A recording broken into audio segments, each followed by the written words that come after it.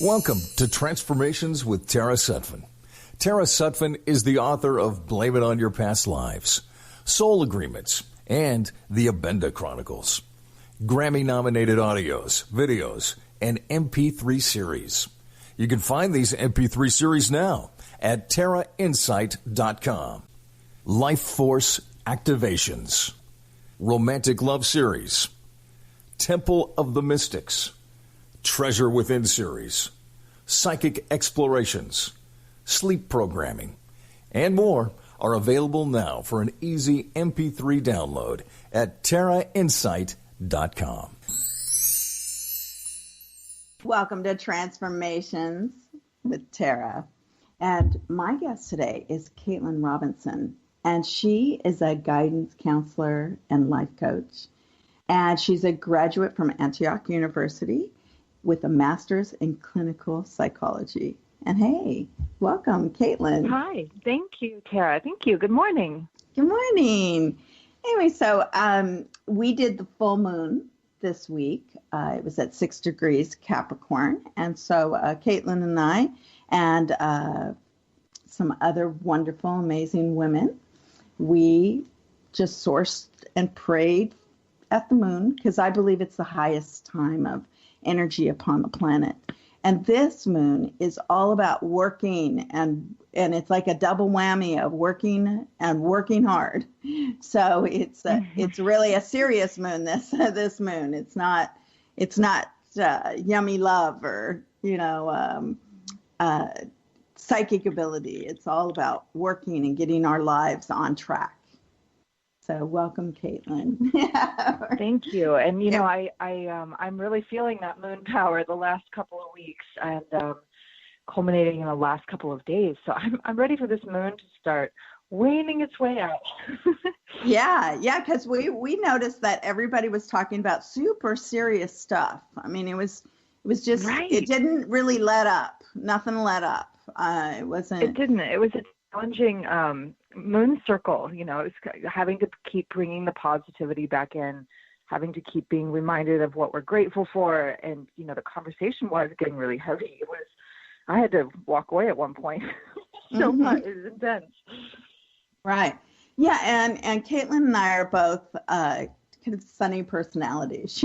We like always the beauty and love and everybody to be, on an amazing, psychologically like bringing it back on track and a deeper understanding like really what's going on, and not get too mired into politics or religion or relationships that are going south, that sort of thing. Well, yeah. What is it that Dr. Michael Bernard Beckwith says? It's like, be of this earth, not in the earth. How does that saying go? Like, kind of float above it so that you're not in this quagmire of chaos and anxiety. And you're right, absolutely right, Tara. You and I tend to do that. I mean, that's why I call myself a light coach, because I like to bring the light and shed light on the shadowy parts of people and not have to live in that dark, cloaked, anxious realm that, our society tends to pull us into. Yes. I think that the whole world is pulled into that, and that's, I think so. It really is as part of the gravity factor. And, and Kaitlin and I have both chosen very similar work in this way. She works with a lot of teenagers, marriage counseling. I mean, all of it really, to bring people back into their lighter self, and definitely to back up. Okay, we don't need to be in this anxious, frustrated place. Exactly. And I love working with my teenagers. And I work at a teen rehab center, and they don't have these tools yet. They're little chickadees on the planet, and they don't know how to pull themselves up and out. So I offer up a myriad of tools to get them to watch their limiting beliefs, to watch how they've been programmed, whether by television, by society, by movies, by their parents. And we use a lot of really cool, fun techniques that I also use with my adults, but you see a more quick transformation with the kids. They're more malleable. I found that too. with the kids Mm-hmm. is that, That's right. they really got it when you said that, when you say things like, that other people are in pain. They'll get it faster than adults do. I don't know what that is exactly. Why? Because they're around a lot more chaos in school and their hormones are flying all over the place. But I think there's also a sensitivity level with this newer generation. I feel like they're almost aliens from outer space. They have information and sensitivity that generations prior don't have. I think they are the next generation ushering in consciousness and like a conscious way of being, a conscious awareness. So I think they absorb more, whether positive or negative, light or dark. interesting. I wonder if they're like if reincarnation, that concept, if they're like a generation that are coming in from, like civilized societies and they want to experience technology at its like, even a higher level. Because we know we're going nothing but kind of up when it comes to that kind of stuff. I know from my guides, that, it's all about technology is going up. It's not like going down. No. It's an interesting time to be a human on the planet. There's moments where I kind of go, and why are we doing this human thing right now? Like, oh, yeah, I'm ready for a shift. Yeah, and you look at how people can live at the lowest level and highest level, and I have students who ask really interesting questions, and they'll be in such fear about the earth and how it could change, and that always interests me because I've had that for a long time around me where people fear like earth changes and what would kind say of earth changes? Are we talking like earthquakes? Or are we talking about like war? No, yeah, both. But they get really mired into things that they can't control. Those are things that you can't control. All you can do is plight forever. Yeah, I think so. Yeah, the thing is that, well, if you are in that situation, how would you handle it? I mean, that's the only way that you can control is how you're going to be controlling yourself and your life. Well, so is that worrying? It's the only way. Yeah, it's not worrying about it. It's about maybe if you're really worried about food, have food storage. If it's really worrying about, a place that's in danger, well, every place has its dangers. I mean, you can't nobody guarantees their life. Yeah. I mean, people walk out and get bit by a snake, It's true, or hit by a bus. I mean, it's unfortunate, but that's, again, goes back to the plight of being human and having to do this human experience is that we don't have control of our outside surroundings. And that's what I mean. I think since the beginning of time, man has looked to the sky and said, oh my gosh, the sky is falling. There's asteroids coming down. How can we run away from it?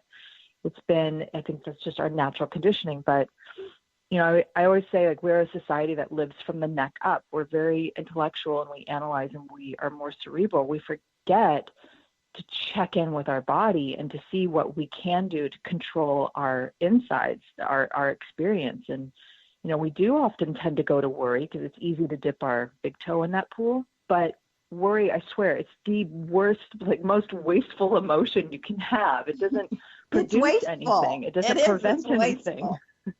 Right. It's not prevent. It's not preventative. Yeah. That's it. Right there. Your blood pressure goes up. You get all sweaty. Your anxiety follows. And when you go into an anxious state, you're not making clear, rational, sound decisions for yourself or the people around you. You're just swimming in chaos and turmoil. So, we have to remind ourselves to get out of our heads, come back down into our bodies, stop living from the neck up, but really come back to a heart-centered experience and remind yourself, like, yes, you don't have control of the outside forces, but you do have control as to how you respond rather than react. Right. I stopped watching the news about 15 years ago. Oh, Oh, I stopped watching about a week ago. I maybe should have done it about 15 years ago. Yeah. But why did you stop watching? Well, I stopped watching because I'm on the internet enough to where it's, and my phone gets all the updates of, all the news feeds as far as like I can read all the headlines, see where I want to go. But I did not want to be, I just felt that I would hear the same things over and over. And it was like, I'm so into mind programming, as we all know, the hypnosis and the hypnotherapy. Right. And it's just like, really, I'm going to fill my head with that crap, And I just feel it was like embedding that fear, that there's a type of consciousness that waves with society as far as wanting you to be, brain dead and a sheep and be in that fear zone. And I just was like, no, there are bad things that happen. And there's very bad things that happen. And there are bad things that happen in people's lives. And I know that Kaitlin and I, definitely hold people's hands during their darkest hours. But the thing is that you've got to stay in your personal power. You have got to stay in that, not a, overly positive realm. You just have to be in a realistic stance about, you're going to live a productive life, and you're going to be productive in what you say and what you do and how you're going forward. And it's important. It's really important to stand in that ground that, okay, this isn't working for me. Where's this red flag? Where am I going to step next? Because there's a lot of that kind of stuff all the time as well. There is a lot of that kind of stuff. And that's where I think mindfulness is so imperative, of just being mindful of your thoughts. It sounds very 1984, but it's like you have to be a thought watcher. You have to watch the thoughts you produce and question where they come from. Going back to what you said about television programming, it does program your mind. I just saw the new Mr. Rogers film, Won't You Be My Neighbor, which, if you haven't seen it, is go run to the theater today, go see it. It's a beautifully done film. And I grew up, a lot of us grew up with Mr. Rogers because his work spanned, 35, 45 years. But I realized when I walked out of the film after watching, episode after episode about tolerance and love and kindness. And he was one of my first teachers of the work I do. I'd never really put that together. And when you realize that the selection that you tap into or that you plug into, the selection of media that you allow to program you, you can either absorb things that bring enlightenment and love and teach you values and ethics and morals, or you can plug into CNN and Fox and all the news sources that are all about destruction and death and violence and anger and rage. And there's a big difference of how your body feels when you tap into or plug into those different types of programming or outlets. And like you, I said, I have to do digital detoxes every once in a while because I don't watch the news. I don't even own a television. But you see it. You can't help but see the headlines on social media, Facebook, on Instagram. And of course, I have an app on my phone that I've got to figure out how to remove it because it will pop up, the local breaking news, and it obliterates me. I'm to a point where my sensitivity is so heightened as to what is going on in our world that I know I can know what's going on, but I don't have to swim in it because I just know I have to wake up every day and do my part as an individual. And that is to show up with love, and that is to show up with kindness and gratitude and compassion for other people and spread that for everybody, from the Starbucks barista to the gas station attendant to my sweetheart or to my family or to my pets, and then it trips out exponentially. But you can only wake up and do your part and be mindful of your responses and your reactions. Absolutely. Absolutely. It's not to be in a bubble. It's just to be a little bit more mindful of you're living in your personal space and what do you want in your personal space. Right. What do you want your experience to be? Yeah. You want to overreact every time you see the news or see somebody says something that you don't like, whatever the opinion is, where is that hypersensitivity? Yeah. Mm-hmm. I mean, I see a lot, people that feel they've been victimized and they are actually the perpetrators. It's like, really? Isn't that interesting? Oh, yeah. Isn't that interesting? We come down to earth and we don't get a mirrors to see who we are and what we do, but it's easy to see it when other people do it. But I call that being in victim stance, and how it gets perpetuated. It's almost like there's an addiction to it. Like they don't know how to be anything other than that. Yes. Yeah. And it's really how easy it is to get out of it is just take a step back of whatever anybody says. And you don't have to react. Yeah. Right. I think for some people it might be difficult to get out by yourself, and that's why I'm a huge proponent of the work that you and I both do, which is to reach out for help if you're feeling stuck in like this whirlpool and this pattern that you can't get out of based off of your reactions to the world. Ask for help, that it's okay if you are stuck in depression and anxiety and not understanding why. Ask for the help. You don't have to do it on your own. Well, and I see it everywhere. I see it with parents who have children out of control, especially any sort of, where they've taken drugs and there's some substance abuse there, or, problems with just even mental problems. ADHD, ADD. Yeah, anything. I mean, it can be way worse than that. I mean, I have a couple of cases in another country. It's the thing is that there's always help, and it might take it takes a village for all of us.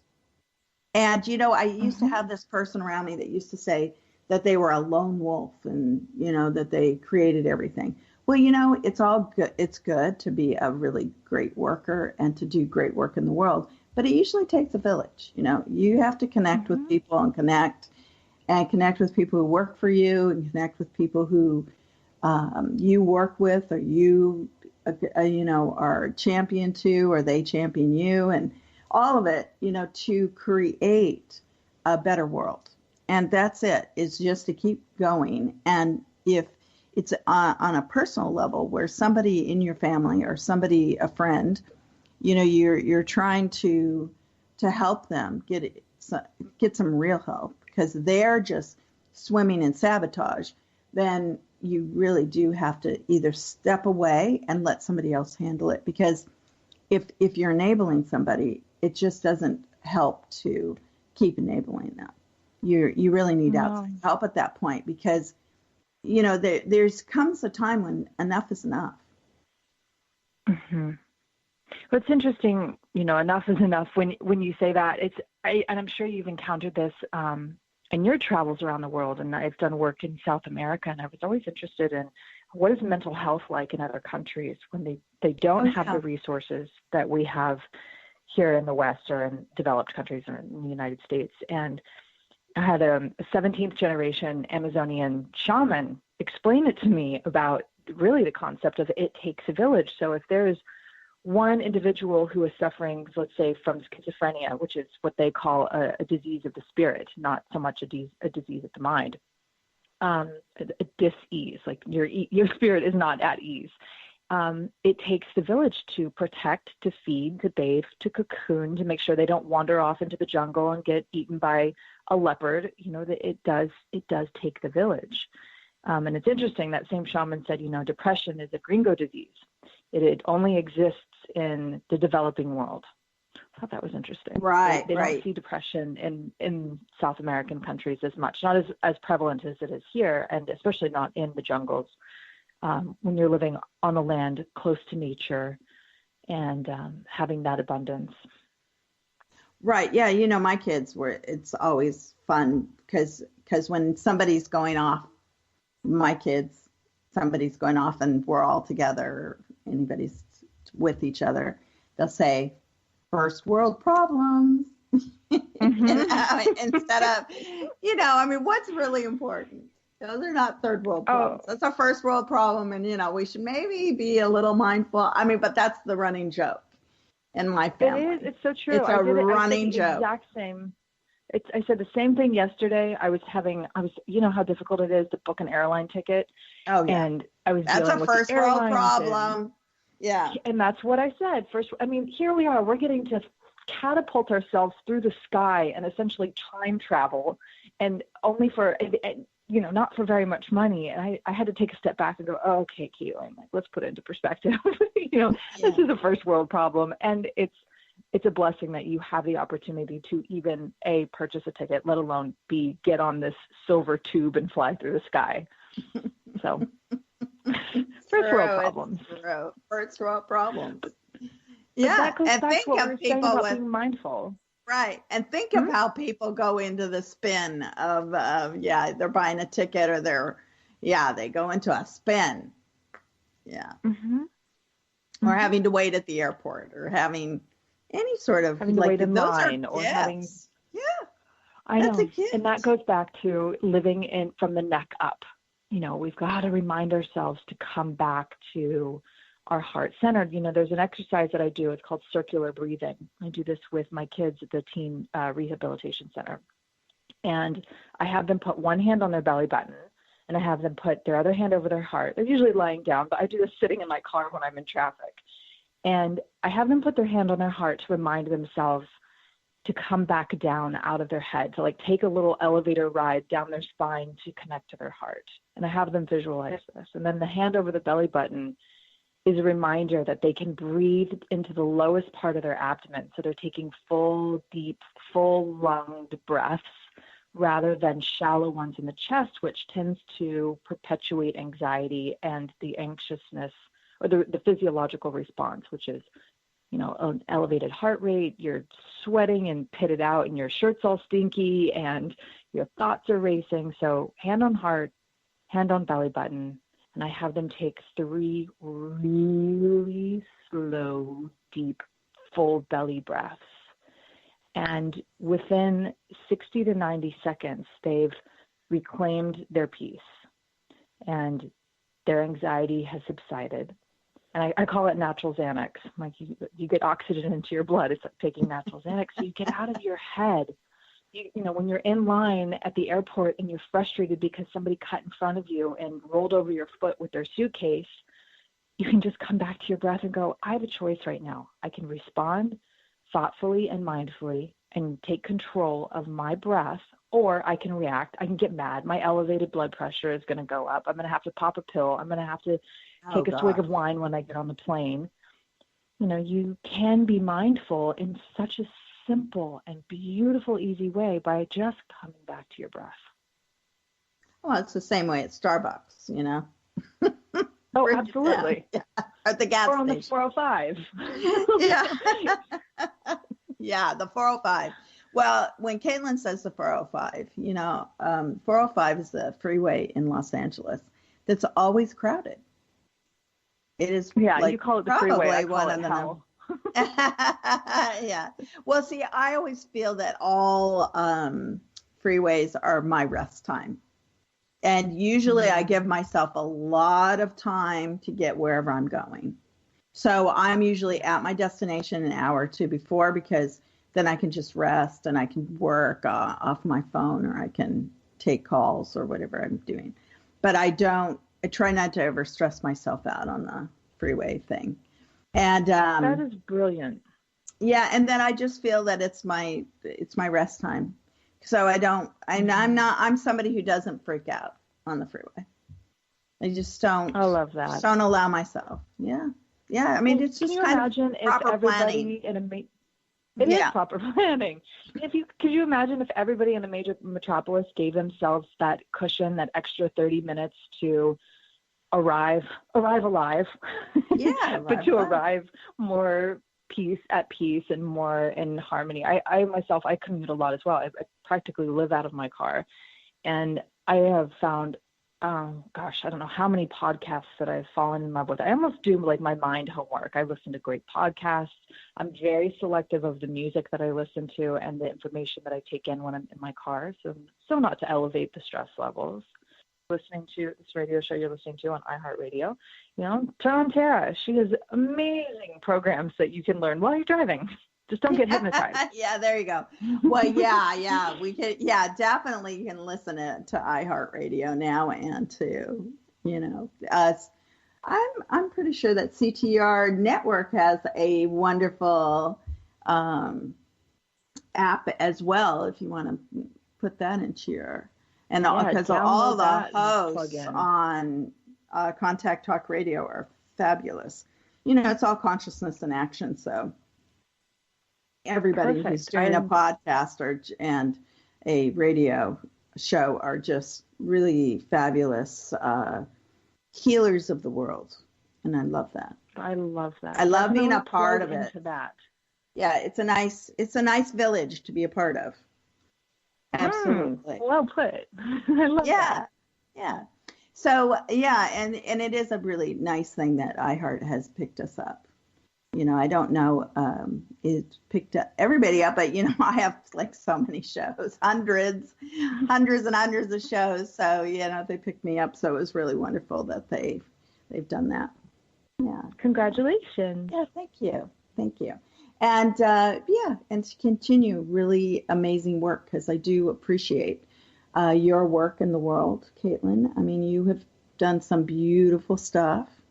And, these kids are coming around, and I know that everybody that you counsel and all the programming that you do, talk to me about the pattern reprogramming that you do. Repatterning is a program that was developed by Chloe Faith Wordsworth, and I'm a practitioner of that as well. And she has collected a myriad, hundreds and hundreds of modalities from all different disciplines all over the world. And she uses a system of looking at your deepest core beliefs, whether they were placed there by your family, whether they're transgenerational, whether they're placed to you by society, or they're just your own limiting beliefs that you've adopted. And they are causing problems and upheavals in your life. And I mean, this was mentioned at the beginning of your radio show in the intro. It's like all problems really are opportunities. They all can. There are ways to solve every problem that you come in contact with. So, resonance repatterning is a beautiful and gentle way to uncover all of those layers that are preventing you from living a more whole and authentic life. So, rather than being stuck in fear and you're able to then get out of your own way based off of the system that she has created. And one session is about an hour to an hour and a half. Sometimes they can go over, but it's a fantastic way to really deep dive. I think it's in some ways more effective than just talking with me as a therapist. We can really uncover those dark, dusty layers that aren't serving your highest good and your ultimate purpose in life. I do on my newsletter every week. I write a newsletter called Soul Stretch Sunday, where I offer up, quick advice to help get you through the week. So you're stretching your soul, you're stepping outside of your comfort zone. And sometimes I do pull in some of her modalities as to how to live a more happy, whole, authentic existence. And you can sign up for that newsletter on my website, which is askkaitlin.com. And then I also have my show Soul Stretch Sunday, which is on YouTube and on my website, where I have a myriad of episodes of, how to get through a breakup, how to find your purpose, how to get on purpose, how to just, get through life. And there's 3-minute clips every week of, your life hack of how to when it comes to consciousness, awareness, mindfulness, and psychology. Yeah, wonderful. So askkaitlin.com. It's ASK, and Kaitlin is spelled KAITLIN.com. Kaitlin, KAITLIN.com. So yeah, askkaitlin.com. And you can get to the YouTube channel in that way, right? Is that the easiest way? I have all of my episodes. Yes, okay, you have there's a button where you can binge watch on my website, but then there's also a really cool how I've designed my website. So it's kind of like a Dear Abby, but instead it's Ask Kaitlin. So you can submit your question of the day that you're having. You know, if you're having an issue with your relationship or divorce, breakup, you're having difficult time with parenting or, you know, anxiety, you can find there's a drop-down menu and you can submit a question, and I answer the question anonymously in my newsletter or on my webisode. And you can see all of that on my website.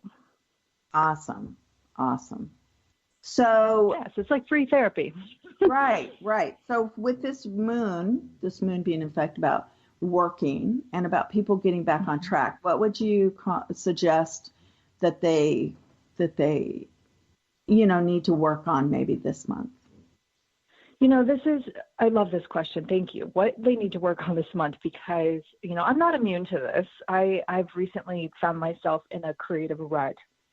And just a few days before the full moon, I had a shift in my perception. And I love what Marianne Williamson says. If you want a miracle is simply a shift in your perception. So if you're feeling stuck, especially when it comes to your career or when it comes to your work, I implore you to grab a pen and a piece of paper and write out your fears. What is it that is keeping you stuck? What are you scared of? What is stopping you from tapping back into that creative source? And just get it out of you so you can see objectively what the roadblock is. And then I want you to write down your wisdoms. Think of things in your past that you have overcome, whether it's you graduated or whether it's you got an award for something after working on a really difficult project. Think of the things in your past that were really challenging, but you overcame them and you accomplished something that you are proud of. And when you list them and you go back in your history file and you get objective again, you can see that you can overcome this hump, this hurdle of feeling stuckness. And I did this the other day for myself, and it was as though energetically this door opened in my chest and information just came flooding in as to what I can create next, or how I can further my business, or how I can help a client. So once I was able to get it on paper, look at my fears, then look at my wisdoms of the things that I've accomplished, I got out of my head. I got the limiting beliefs of I'm not good enough, I'm not smart enough, I'm not creative enough, I'm going to fail, I'm never going to be successful. You know, all that record of negative self-talk we play in our head just disappeared. And then I got excited again. So that is a brilliant way, I think, to harness the power of this strawberry moon, which is, like you said, Tara, in the house of Capricorn, and that it's about work. So where are you stuck? And why are you feeling stuck? Why are you afraid?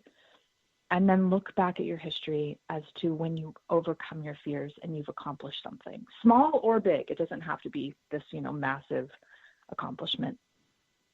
Yeah, I think that a lot of times people don't really realize where they've gone over the hump, or where they've been able to master fears. I think that they feel that, like an outside circumstance, like help them in some way. Mm-hmm. They don't really recognize it. That's where I think a lot of it is. But I think it's a mindset. It's where you decided you were going to be good enough. You decided to, up your glamour. You decided to eat better. You decided, it's just little things. Like all of a sudden your life changed. You decided to be nicer to your parents. Yeah, you decided to be nicer to everyone around you. You didn't need to yell at anybody anymore. Right, because you took your deep circular breaths in the car, so you're not yelling at everybody on the 405. There you go. Yeah, that's very funny. Yeah, because definitely. The 405 is one of the freeways that I would rather kind of go around. Yeah, I try to not go on the 405. I'll go on all the other ones other than the 405 if I can help it. Right. Yeah. I'd rather drive a canyon. Yeah. Exactly. I'd rather have, the view of the ocean and the mountains and it take the long way, because you give yourself that extra cushion of time to arrive, Right. to arrive alive, rather than sitting stuck on the freeway looking at tailpipes. Yeah. Yeah. Well, and that frustrates a lot of people. They feel that they're in a rut. Instead of using it as time, like idea time, rest time, because that was it, it was, where was I going to change my viewpoint when I was in traffic? Because this is Los Angeles, I'm in traffic. Caitlin's in traffic. Even if it's down to, I get to listen to what I want to listen to music wise. Yeah. Yeah. And sing to the radio. I love it. Just like that's where I do my best singing. Yeah, it's definitely where I do my best singing. Yeah, other than that, I'm a terrible singer and nobody will ever hear a peep out of me. But in the car, I am Whitney Houston. That's very funny. It's very funny. I would think that you would have a great voice for, that's a learned thing. Yeah, that wasn't one of the talents that God gave me. No, I can enjoy music, and I have I can hear music. I often get teased in my family because I'll be at a very crowded restaurant and I can hear 3 notes of a song way in the background and tell you what song it is, but I can't sing to save my life.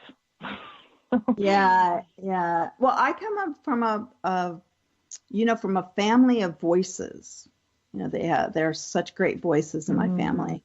And like your brother Scott's voice is phenomenal. Oh my gosh, phenomenal voice. Yes, he's phenomenal voice.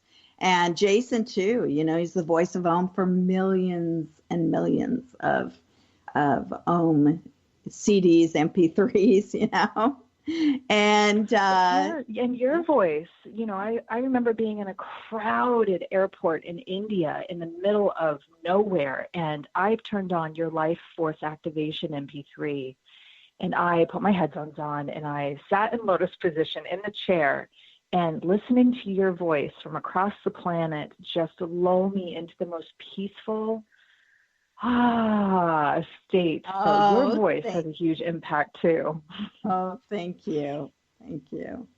Yeah. Well, try. I didn't know that I had that voice, really, this voice, until, and it's so funny because I'm recording right now. I have a new line that I'm recording, and my producer said, you're like the loudest person I know, and you're so soft when you're recording, but I get into my hypnosis voice. You did it in the full moon ceremony the other day when you were sitting next to me and all the girls were chattering, and then I heard the switch. It was like the terror switch went on and you went into that beautiful, soft, hypnotic. I was like, oh, there it is. Okay. I can take a bath in this.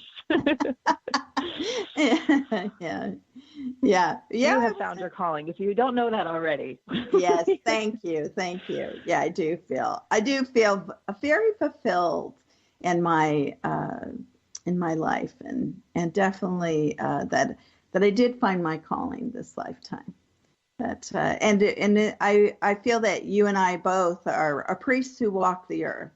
We're all given kind of what a title is, and definitely that's basically we help others get into their next stage, way clearers.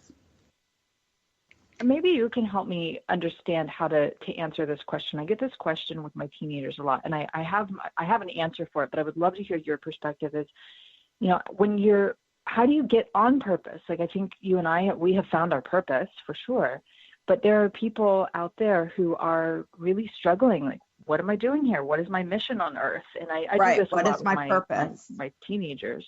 What exactly? How do people ask you that? Like, how do I find my yes. purpose? I'll hear people making the judgment that other people are not spiritual enough. And I believe that really it comes down to the simplest ideas. It is coming back to truly what is the simplest. And the simplest is non-judgment, and to have, and just be in the resonance of that everything is beautiful, that the vivaciousness of life is all around you, that the colors are vibrant, that the goodness, you come back into like a total goodness of vibrancy. And when you do that, you just meditate for a few minutes on that. When you come into meditation, whereas everything is beautiful and everything is perfect, and that I was born in a perfect world for me. And when you come into that, then you're able to see the best in things instead of the worst. So instead of pushing people down, you're to help people up.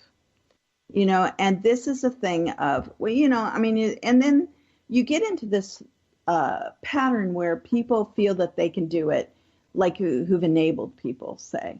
They're helping people up so much that they're not maybe helping themselves up at that point. They're not, right. People taking advantage, because this atmosphere of the planet is that there's gravity and that there's problems to solve. We have the great stuff, but we also have the kind of shaky, wobbly stuff as well. So how do I get back on track? Well, you got to know what you're good at. People are all born with a skill, whether it's a listening, a speaking, a typing, using your hands, being able to do things as far as like cleaning, helping, putting things together on a physical level, or being able to put things together technologically on a mental level, healing people's emotions, or spiritually healing people on an overall way. I mean, these are all things as you are good at something. There is no doubt that you are good at something. Now, so it's coming back into like, what exactly are you good at? And so where do you take that to its next level? It's not about wanting to do something else. I see people wanting to be jack of all trades and then not being really, because to become that great tennis player, you have to actually practice. To become this great psychic, I actually had to practice. Yeah, you can't be all things. And you can't diversify, your energy as far as, being in too many hands in too many pots. You got to hone the skill. So, yeah. And knowing, that you can't do everything. You can do some things, like driving our lives. We can do them well with other people, and we stop limiting ourselves as saying that we're loners, or we don't, I don't have many friends because, people don't like me, that type of thing. Now, that's not true. You don't have many friends because you don't maybe diversify your energy, being too outward. But why don't you, feel that you're always taking your best step toward other people? You don't have to waste time. You just need to, be mindful of who you are and what you need. It's funny that on this topic, I have a book right next to me, and it's called Light is the New Black by Rebecca Campbell.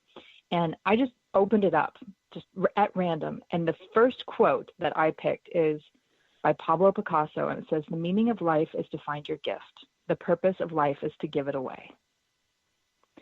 So if you're struggling with knowing what your purpose is, I always ask my clients, go back to your childhood.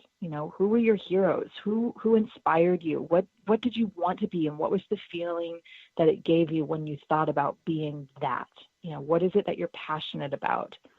What do people look to you for and thank you for? And I think when you start breaking it down, if you're feeling stuck, and you start breaking it down, who you are and how you came to be, and you take a magnifying glass and you look at the things that make you feel like you're expanding, not contracting, the things that bring you light and joy, not pull you down.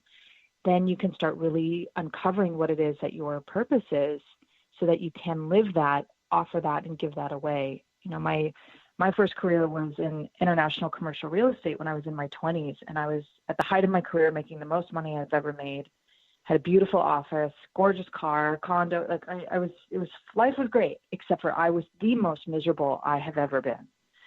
And I knew my soul was being sucked dry. I didn't have anything to give. And I was severely depressed and probably drinking way too much.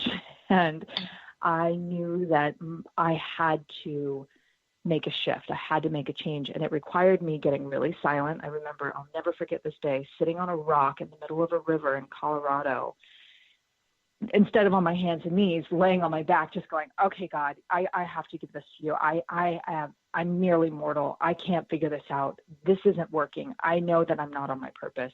What do I need to do? What would you have me do? And it just came to me in my silence of hearing the river. It's like psychology, helping people. And that's something that as a child, I always wanted to do. And I had forgotten that. I had stepped into a role of what I should do, what my life should be like, how much money I should make. So I was shoulding all over myself and like just annihilating my creative spirit and not being on purpose. And within 4 hours of hearing that, psychology, you've got to do psychology, you have to help people, my therapist called me and said, hey, I'm expanding my practice. Would you consider getting the proper credentials to join me? And in an instant, you know, within one day, I was looking at graduate schools. I was looking at spiritual psychology programs across the country. And within less than 6 months, I got into my university of choice, and my entire life shifted. And now to feel on purpose feels like expansion. It feels like your soul is stretching. It feels juicy and abundant and happy. If you're not in love with what you're doing, and you don't wake up in the morning going, oh, I'm in love with my life, I'm in love with my purpose, you've got to check yourself and see where you are not on purpose. And this is the moon that's in our sphere right now, this strawberry moon that's asking us to work. This can be part of your work, is really evaluating, are you on purpose? Are you living a fulfilled life? Are you giving back to the planet in a way that is beautiful and ethical and conscious? Yes. I mean, and not everybody is meant to do our work. You know, no, they're not. You're absolutely right. Thank you for saying that. Yeah. Because and that's beautiful. That is beautiful as far as like, isn't that funny? You asked the universe, and the universe answered you, and you were able to pick that up and know that, oh, I'm being offered an opportunity to change. Let's go. Mm-hmm. Yeah, because, you know, not everybody takes their opportunities. Not everybody listens to what the signs are around them. They don't. And that's not to say there wasn't an abundance of fear. You know, I was in a relationship. I was working for friends. I had a beautiful community I had established, and I had to give it all away. I left the relationship. I put all of my belongings in storage. I drove across the country. I quit my job, and I knew that I had, for lack of better description, a higher calling or a higher purpose that was going to be more fulfilling. So not to say that this isn't a scary decision to make, but when you step through that fear, what you get on the other side is nothing short of remarkable. Yeah, it's true. But it is stepping through the unknown, because the known sometimes can really keep us stuck. Mm-hmm. It can be comfortable. Yeah. Well, even if it's uncomfortable, you're still comfortable with the knowing instead of the not knowing. You know, people get really into that. Yeah. I have a quote that I love is, get comfortable with the uncomfortable so that the uncomfortable can become comfortable again.